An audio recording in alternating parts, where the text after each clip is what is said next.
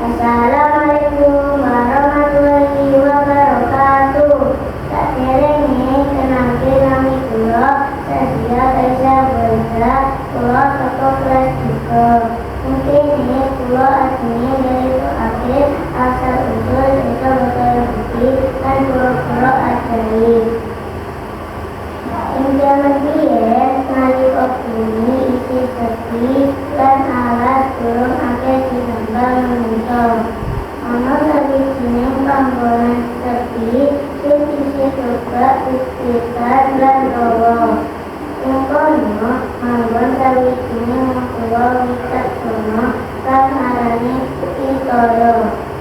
Dheweke urip prasaja, urip saka banyu lan ngopeni sawah.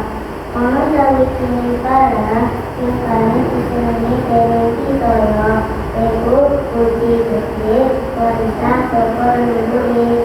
Budi kuwi diisi banyu bening sing ora nate entek. Senajan dijupuk saben dina kanggo masak lan ngombe.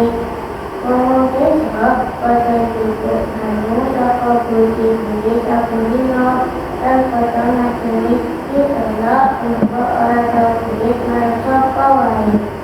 Nanging sawijining dina nalika mangsa ketika teka udan ora menunjukkan lagi pirang-pirang bulan.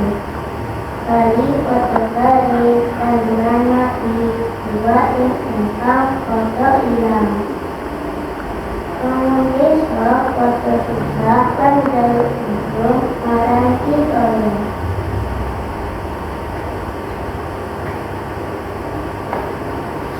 Pitara banjur pamit marang Budi lewat lan lunga. Nalika dheweke lagi lungguh, ing pinggir-pinggir menyatakan ana kura-kura cilik metu saka lumpur. Kura-kura kuwi saking pinggir lan kesel banget.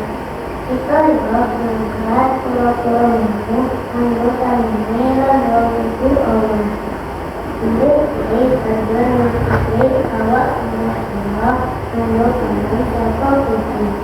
Banjur Pitara dereng kura-kura ing endek dulu.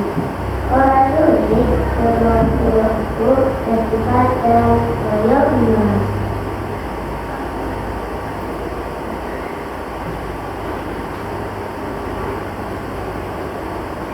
Kura-kura ngomong, Pitara, aku itu kura-kura biasa. Aku utusan saka pangeran banyu suci. Aku menjadi saka manusia di sini rasa welas kasih marang makhluk cilik dari aku. Kali saka katulusanmu, aku bakal menjadi bebas marang dosa iki.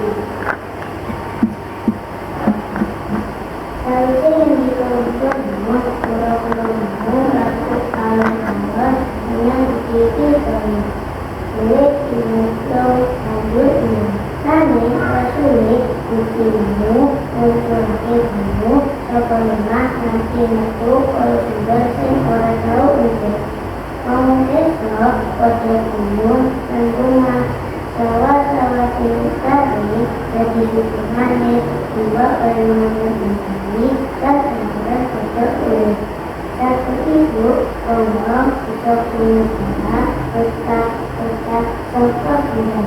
Oleh suara-suara menyatu mati. Saka kejadian itu, orang desa pada mengalami panggilan itu berkeliling. Terkesik pakai kerja banyu, saka putih melalui kulit dan kesuburan ambil kesulitan Pitara dan kura-kura asli. Suwe-suwe dunia putih desa terbukti. Lan nanti saiki saben tahun ana upacara desa sing nyiram banyu saka silang malam. Minangka kajian syukur marang desa banyu lan kamiling marang kura-kura asli demi menyelamatake bumi. Tetap semacam menteri politik juga, jika yang mau terkait untuk mengajarkan kepada kita aturan buat orang